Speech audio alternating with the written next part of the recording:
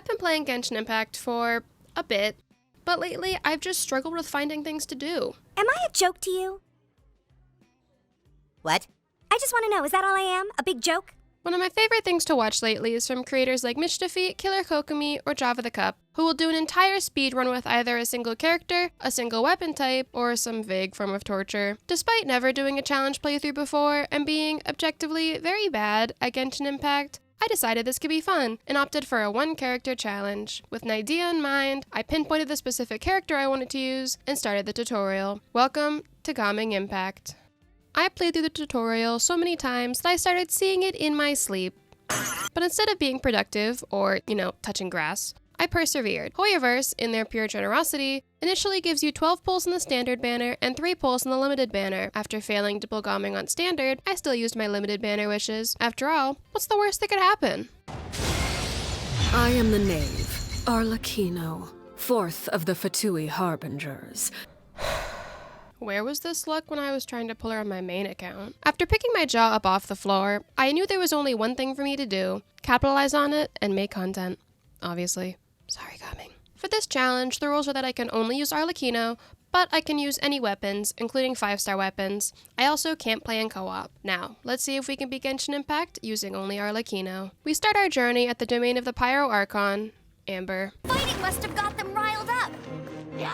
Well, good thing I've prepared my secret weapon, explosive puppet Berry Bunny. After not missing multiple times, I light the Pyro Monument and easily finish Amber's domain. I equip Arlecchino with her best in slot, Traveling Doctor, and I go find Lisa to start her domain. Now, in challenge runs, most people skip Lisa's domain by flying to the other side, but, well, you can see how that went. You know what that means? No. What? It means you have no skills and you're a loser! So to make up for that, I borrowed an Electro Delusion from the Tsaritsa, lit up the monument, and finished Lisa's domain. Come closer. Can you smell that? Finally, it was time for Kaya's domain, and sure, I could have run through the flames, but where's the fun in that? Now, this is what sets Arlecchino above the rest. Ladies and gentlemen, if you will, look right here. Well, she's great when you use her right. Anyways, we fly over the spikes, and with that, Kaya's domain is complete. Bravo!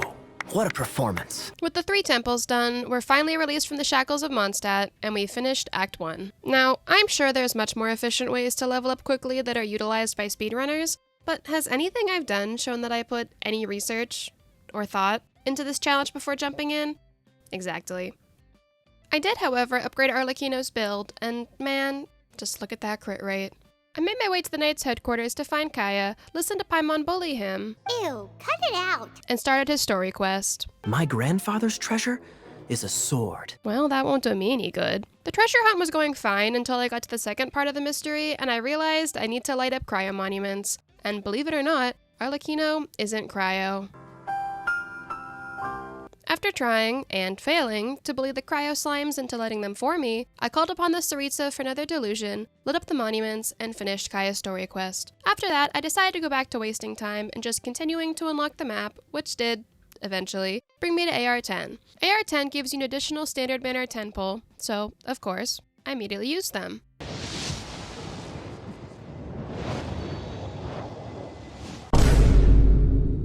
Well, it wasn't Chi-Chi. Despite the tease from Hoyoverse, I went and exchanged the Star Glitter and Stardust for a few limited banner wishes because, like money, unused wishes literally burn a hole in my pocket.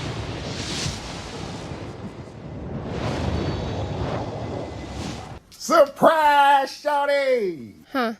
That might be my gacha luck for the rest of the year. Their envoys go by a particular name, the Fatui. Heard of them? We start Act 2 by becoming the honorary orphan, because at this rate, nobody is helping me find my sister. And we go look for the Hosier of Mondstadt. We chase him to Windrise, and we get interrupted by what can only be described as, well... SpongeBob, Patrick, do you mind? Let's continue this conversation in private, Patrick. I think some people are eavesdropping. Hosier, I mean Venti, takes us to church, and we get falsely accused of a crime we definitely weren't planning on doing. Afterwards, Venti sings Diluc a song to convince him to help us.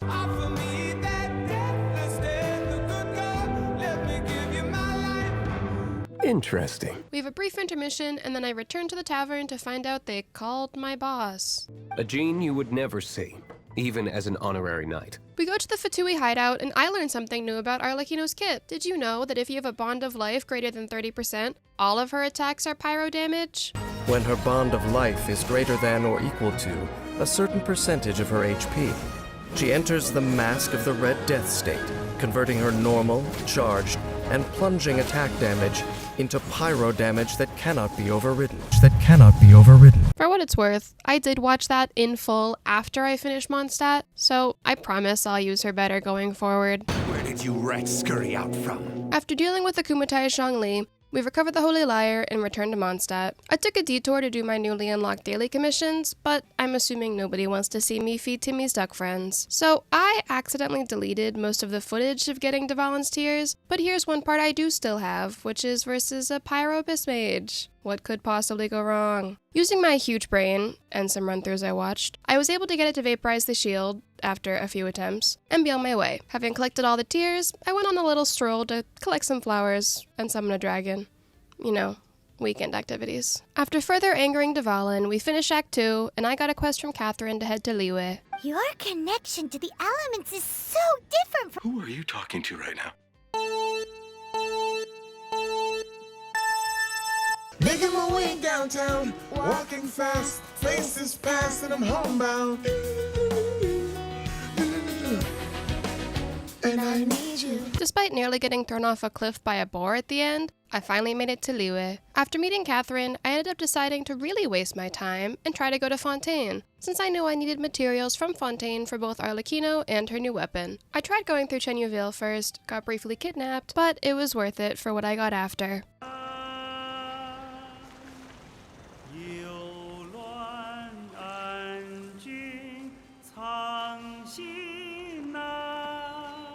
And then, I fell short. For the record, I did eventually get to Fontaine, and the pre-activated waypoints don't actually unlock until after Mondstadt, which I would have known if I did any research. After that, I bit the bullet and finally decided to start Amber's story quest, begrudgingly. I got trolled by a Genshin pop-up in-game, and while completing Amber's quest, I got dragged, quite literally, into Zhangling's story quest. I opted to just finish Amber's first, and after Arlecchino mastered the art of the bow, I completed the domain, returned to Mondstadt, and finished Amber's quest. I went back to Springvale so Arlecchino could babysit her fellow Pyro Polearm user and help her find cooking materials. The first material you get for her is lotus heads in this conveniently placed body of water, but you're supposed to walk out of the pond the same way you went in, or you won't trigger the next part of the quest. So I proceeded to leave the pond the wrong way, and spent an embarrassingly long time running around trying to find other materials in case it wasn't actually the lotus heads that I needed. I even googled the quest to confirm it was supposed to be the lotus heads. Convinced I got stuck in a glitch, it wouldn't be the only glitch I find, I went back to the pond, and somehow this time I triggered the continuation of the quest without any problems. Hey, it's Hannah. Hannah Baker. Anyways, after finding the rest of the ingredients and making some soup to defrost Olaf, it was time for Zhangling's domain. I figured I'd have no problem with this domain, considering she's also a Pyro Polearm, so I lit up the monument and went to... that was weird. Maybe I wasn't fast enough? Anyways, after lighting the... I tried, and failed, to outsmart the doors, and realized it was probably to force us to use Guoba. I should have known. Having previously failed without Guoba, I resigned to my fate and just used him from the start. Well, tried to, anyways. Grab your sign, cook it up, dinner time. They ask you how you are, and you just have to say that you're fine when you're not really fine. After finishing the domain, I took a crying break, helped make some food that was... Friggin' awesome! And finished Zhangling's story quest. Deciding it couldn't possibly get any worse, I went to Dragonspine. After definitely defeating the monster the first time, I unlocked the Frostbearing tree and then moved on to unlock the Statue of the Seven and open the Dragonspine map. Now, I don't remember why I ended up going to Wolvendom, but as soon as I got there, I realized something wasn't quite right. It was snowing. In Mondstadt. Maybe that theory of the Tsaritsa freezing all of Tevat isn't too far off. Everything that was on the horizon ended up looking kinda spooky, but for some reason, Celestia was totally fine. Winter is coming. I gotta say though, I really liked how it looked in Liyue. Well, minus the blue mountains. Logging off corrected the glitch, but maybe this is a sign to not go back to Dragonspine. The next day, I was able to run the domain for Arlecchino's weapon, which was a lot easier than I expected. I'm sure that won't last. I also accidentally messed with the recording quality on OBS, and it affected all of the recordings for the rest of Mondstadt. Oops. The 4.6 update released a new island with all of Arlecchino's material, but the waypoint on the island unlocks after Mondstadt. Instead of, being patient, I decided to take Wave Rider to the island. At the time, I didn't actually know if I would have been able to unlock the world quest to go underwater before completing Mondstadt, but it didn't matter because unlocking the final waypoint got me to AR-18, and that means it's time for Act 3, which starts with my favorite activity of bullying an Abyss Mage. Oh, so we just need to fight monsters from the abyss and a dragon! We? Who's we? After Venti plays a song and opens the storm barrier, we start our journey towards Storm Terror's lair. It's stuck! It's stuck! Something tells me I'm gonna be the only one doing anything. Again. The first two were easy enough to unlock, and when I got to the third one, I thought I was in the clear. I was not. Remember that thing I mentioned before about the Bond of Life and pyro damage? Yeah, take a guess how that went against a Pyro Abyss Mage. What will you learn?